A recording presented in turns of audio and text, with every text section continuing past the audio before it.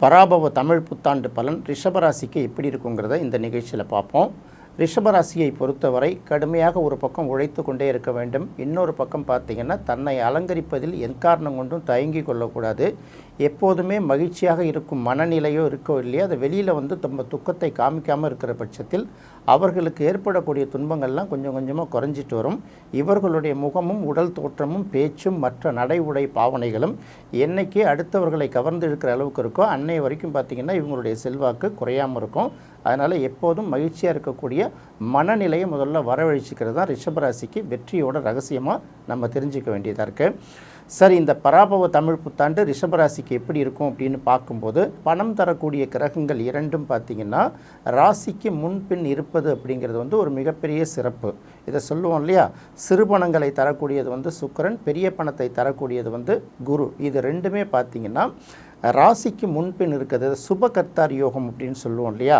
அப்போ ரெண்டு பக்கமும் சுபகிரகங்கள் இருக்கிறது. இரண்டுமே பார்த்திங்கன்னா பணத்தை குறிக்கக்கூடிய ஒரு கிரகமாக இருப்பதனால கண்டிப்பாக இந்த ஆண்டு ரிஷபராசிக்கு என்னென்ன தேவையான பணமோ அந்த பண தேவைகளை எல்லாம் பூர்த்தி செய்வதற்கான வாய்ப்புகள் அதிகமாக சேரும். பெரிய அளவுக்கு பண பிரச்சனைகள் இருக்காது. இதுதான் வருடத்தோட தொடக்கம் மட்டுமில்ல. இது பார்த்திங்கன்னா அன்றைய நாள் ஜாதகப்படி ரிஷபராசியோட நிலை இப்படி இருக்கிறதுனால வருடம் முழுவதும் பார்த்திங்கன்னா இது எதிரொலிக்குங்கிறதுனால பெரிய அளவுக்கு பண பிரச்சனைகளை நினைத்து கவலைப்பட வேண்டிய தேவையில்லை. அடுத்து ராசிக்கு முன்பின் சுபக்கிரகங்கள் மட்டுமல்ல, 12ஆம் இடத்துல பார்த்திங்கன்னா சூரியனும் இருக்குது, சுக்கிரனும் இருக்குது.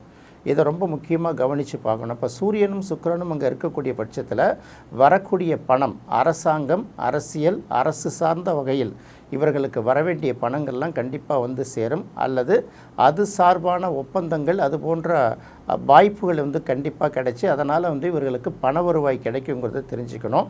வருடத்தோட புத்தாண்டை மனமகிழ்ச்சியோடு தொடங்கிறதுக்காக புத்தாண்டு தினத்தன்னைக்கு கோதுமை அல்வா செய்து சாப்பிட்டு அதோட புத்தாண்டை தொடங்குனீங்கன்னா வருடம் முழுக்களும் இனிப்பாக இருக்குங்கிறது ரிஷபராசிக்காரர்கள் தெரிந்து கொள்ள வேண்டிய செய்தி.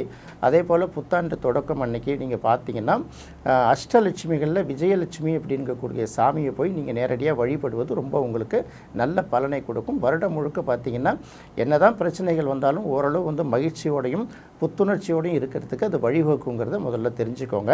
ரிஷபராசியை பொறுத்தவரையில் நம்ம என்ன பார்க்கணுன்னா மற்ற கிரக நிலைகள் எல்லாத்தையும் விட்டுடணும். இப்போ ஆண்டு தொடக்கத்திலேருந்து ஆண்டு முடிவு வரைக்கும் முக்கியமான கிரகங்களோட மாற்றங்கள் மட்டும் என்ன அப்படின்னு நீங்கள் பார்த்தீங்கன்னா கிட்டத்தட்ட ஜூன் மாதம் வரைக்கும் குரு 2ஆம் இடத்துல தான் இருக்குது. இப்போ 8ஆம் அதிபதி 2ஆம் இடத்தில் இருந்தால் அது நல்ல பலனை கொடுக்குமா அப்படின்னு ஒரு கேள்வி வரும். வெறும் 8ஆம் அதிபதியாக மட்டும் இருக்கிற பட்சத்தில் தேவைகளுக்கான நெருக்கடிகளும் தொடர்ச்சியாக அதிகரித்து கொண்டே இருக்கும் அப்படின்னு ஒரு விஷயத்தை கொடுத்தாலும் தேவையை நிறைவேற்ற அளவுக்கு பணம் ஏதாவது ஒரு வழியில் கண்டிப்பாக சேர்ந்துடும். ஒட்டுமொத்தமாக பார்க்கும்போது என்ன தேவை இருக்கோ அந்த தேவைகளை நிறைவேற்றுவதற்கான பணத்தை குரு பகவான் கண்டிப்பாக கொடுத்துருவார் அப்படிங்கிறத மட்டும் பார்த்துக்கிட்டா போதுமானது. அடுத்தது பார்க்கும்போது இந்த குரு பார்த்திங்கன்னா ஜூன் மாதம் 1ஆம் தேதி ராசிக்கு 3ஆம் இடத்துக்கு வருது. அதாவது இதுவரைக்கும் இருக்கக்கூடிய இந்த குரு 2ஆம் இடத்துல இருக்கிற குரு 3ஆம் இடத்துக்கு வருது. அப்போ குரு 3ஆம் இடத்துக்கு வரும்போது 3ஆம் இடத்துக்கு வரக்கூடிய குரு என்ன சொல்லுவாங்க, முடி துறக்கும் அப்படின்னு சொல்லுவாங்க, அல்லது முடி சூட்டும் அப்படின்னு சொல்லுவாங்க. அப்போ ஏற்கனவே பார்த்திங்கன்னா பல இடங்களில் ஒர்க் பண்ணிகிட்டு இருக்கக்கூடிய ரிஷபராசிக்காரர்களுக்கு பார்த்திங்கன்னா வேறு ஏதாவது புதிய வேலை வாய்ப்புகளை உருவாக்கி கொடுப்பதற்கான வாய்ப்பு கண்டிப்பாக உண்டு. அப்போ ஜூன் மாதத்துக்கு மேல் பார்க்கும்போது தொழில் ரீதியாகவும் வேலை வாய்ப்பு ரீதியாகவும் ரிஷபராசிக்காரர்களுக்கு எதிர்பார்த்த வகையில் ஒரு நல்ல மாற்றம் உருவாகும். அப்படி இல்லைன்னா கூட ஏற்கனவே வேலை பார்த்த இடத்த விட்டுட்டு இன்னொரு வேலைக்கு போகிறதா அல்லது சுயமாக தொழில் செய்வதா அப்படிங்கிறதுக்கான சிந்தனை அவர்கள்ட்ட மனது உருவாகும்.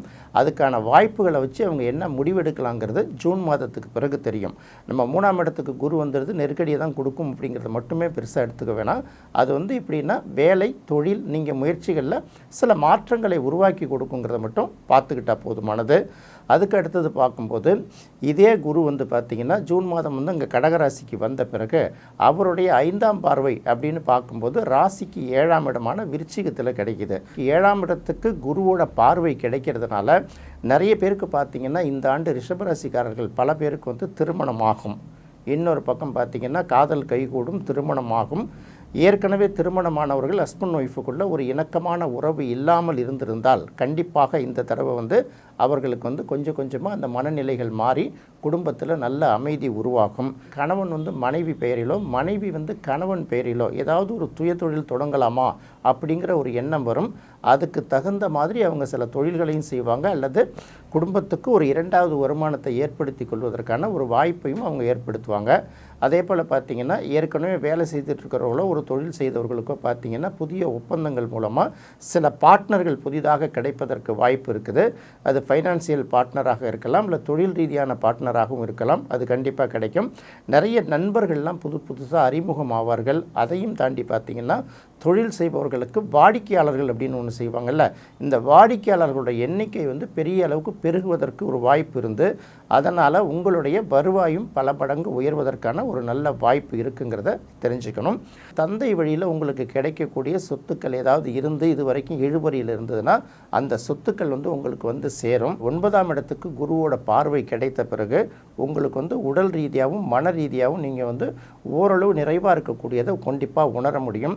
நிறைய பேர் பார்த்திங்கன்னா உயர்கல்விகள் படிப்பதற்காகவும் இல்லை தொழில் ரீதியாகவும் இல்லை ஆன்மீக சுற்றுலா காரணமாகவும் வெளியூர் மட்டுமல்ல வெளிநாடுகளும் சென்று வருவதற்கான வாய்ப்பு வந்து அவர்களுக்கு பிரமாதமாக இருக்குது. எப்படின்னு பார்த்தீங்கன்னா அந்த குரு இருக்கிற இடத்த விட பார்க்குற இடத்தை வந்து ரொம்ப அதிகப்படுத்துங்கிறதுனால அது உங்களுக்கு நல்ல பலனாகவே இருக்கும். அடுத்து கடகத்துக்கு வரக்கூடிய குருவோட பார்வை ராசிக்கு 11ஆம் இடத்தில் கிடைக்கிறதுனால அதுதான் ரொம்ப உங்களுக்கு அற்புதமான பலனை உருவாக்கி கொடுக்க போகுது. 11ஆம் இடம் அப்படிங்கிறது லாபஸ்தானம். நான் சொல்கிறது எல்லாமே ஜூன் மாதத்துக்கு பிறகு. 11ஆம் இடம்ங்கிறது லாபஸ்தானம்ங்கிறதுனால ஏற்கனவே அங்கே சனி உட்கார்ந்துருக்கு. 9ஆம் இடத்துக்கும் 10ஆம் இடத்துக்கும் உரிய கிரகமான சனி 11ஆம் இடத்தில் வந்திருக்கு. பெரிய அளவுக்கு அவர் இது வரைக்கும் நன்மையை கொடுக்காட்டி கூட கண்டிப்பாக அவர் நன்மையை கொடுத்து தான் ஆகணும். அவரால் கொடுக்க முடியாத சூழல். ஏன் அப்படின்னு பார்த்தீங்கன்னா தொடர்ச்சியாக வெவ்வேறு கிரகங்கள் பார்வை சேர்க்கையில் அவர் மாட்டிக்கிறாரு. அதையும் கடந்து கொஞ்சம் தனியாக இருக்கிறப்ப பார்த்தீங்கன்னா வக்ர நிலைக்கு வந்துடுறாரு. இந்த காலகட்டத்தில் இப்போது சனி வந்து 11ஆம் இடத்துல இருந்து குரு வந்து கடகத்திலேருந்து 9ஆம் பார்வையாக சனியை பார்ப்பதால் கண்டிப்பாக ரிஷபராசிக்காரர்கள் எல்லாமே பார்த்திங்கன்னா வேலை வாய்ப்பில் வந்து நல்ல வருவாய் கிடைக்கக்கூடிய ஒரு புதிய வாய்ப்புகள் கிடைக்கும். அதே போல் பார்க்கும்போது ஊதிய உயர்வும் அவர்களுக்கு கிடைக்கும். சுயமாக தொழில் செய்பவர்கள் ஏற்கனவே நெருக்கடியில் இருந்தாங்கன்னா கண்டிப்பாக அவர்களுக்கு நல்ல மாற்றங்களை உருவாக்கி நல்ல லாபங்களையும் உருவாக்கி கொடுக்கும். அடுத்தது இந்த குருவோட பார்வை வந்து சனிக்கு கிடைப்பதுனால நிறைய பேர் பார்த்திங்கன்னா சொந்த வீடுகள் வாங்குவாங்க. ஏற்கனவே வந்து பார்த்திங்கன்னா வீடுகள் கட்டுற பணிகள் நடந்துகிட்டு இருந்ததுன்னா இது முடிஞ்ச பிறகு அவங்க அந்த வீடுகளுக்கு குடி போவாங்க. அப்படி இல்லைன்னா பார்த்திங்கன்னா ஏற்கனவே இருக்கக்கூடிய வீட்டில் வந்து மாடிஃபிகேஷன் பண்ணுவதற்கு நிறைய வாய்ப்புகள் இருக்குது. சில பேர் என்ன செய்வாங்கன்னா ஒரு ப்ராப்பர்ட்டியை விற்றுட்டு இன்னொரு இடத்துல போய் இன்னும் கொஞ்சம் நல்லா வாங்கலாம் அப்படின்னு நினைக்கிறவர்களுக்கு அந்த இடம் வந்து விற்காமல் இருந்திருந்தால் ஜூன் மாதத்துக்கு பிறகு அது நல்ல நிலைமையில் விற்பனை ஆகும். அப்படிங்கிறதுனால அதை பற்றி நீங்கள் கவலைப்பட வேண்டிய அவசியம் இல்லை.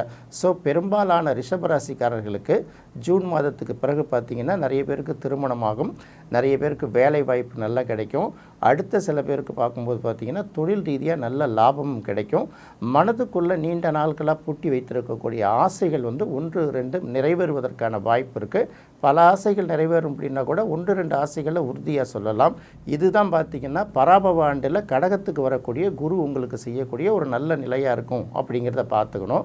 அடுத்தது பார்க்கும்போது இதே குருவே பார்த்திங்கன்னா அக்டோபர் மாதம் 30ஆம் தேதி அதிசாரமாக சிம்மத்துக்கு போகிறார். அதிசாரமாக சிம்மத்துக்கு போய் கிட்டத்தட்ட அந்த ஜனவரி மாதம் 25ஆம் தேதி வரைக்கும் இருக்கிறதுனால அப்போ சில மாற்றங்கள்லாம் நிறைய பேருக்கு உருவாகும். அதுவும் பார்த்திங்கன்னா உங்களுக்கு ஒரு நல்ல மாற்றங்களை தான் உருவாக்கி கொடுக்கும். அடுத்தது வருடக்கோள்கள் அப்படின்னு பார்க்கும்போது சனி வந்து பராபவ ஆண்டில் சனி பயிற்சி கிடையாது. அதனால் பார்க்கும்போது இந்த ராகு கேது பயிற்சிங்கிறது இருக்குது. இது எப்போ வருதுன்னா டிசம்பர் மாதம் கிட்டத்தட்ட ஒரு 8ஆம் தேதி வாக்கில் வந்து இந்த ராகு கேது பயிற்சி இருக்கிறதுனால இந்த ராகு கேது பயிற்சி வந்து ரிஷபராசிக்கு என்ன மாதிரியான தாக்கங்களை ஏற்படுத்தி கொடுக்கும் அப்படின்னு பார்க்கும்போது எதை சாப்பிட்டாலும் சில பேருக்கு பிடிக்காது.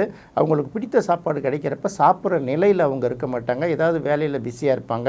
இந்த மாதிரி சில சூழ்நிலைகள். அதே போல் பார்த்திங்கன்னா குடியிருக்கிற வீடு பயன்படுத்தக்கூடிய வாகனம் இது ரெண்டுமே வந்து ஓரளவுக்கு நிறைவாக இருக்காது. இது எல்லாமே பார்த்திங்கன்னா ஏதோ ஒரு மாதிரி இரிட்டேட்டிங்காகவே இருக்கிற மாதிரி இருந்துகிட்ருக்கோம்ல, இந்த நிலையெல்லாம் மாறுங்கிறதுல முதல்ல தெரிஞ்சுக்கணும்.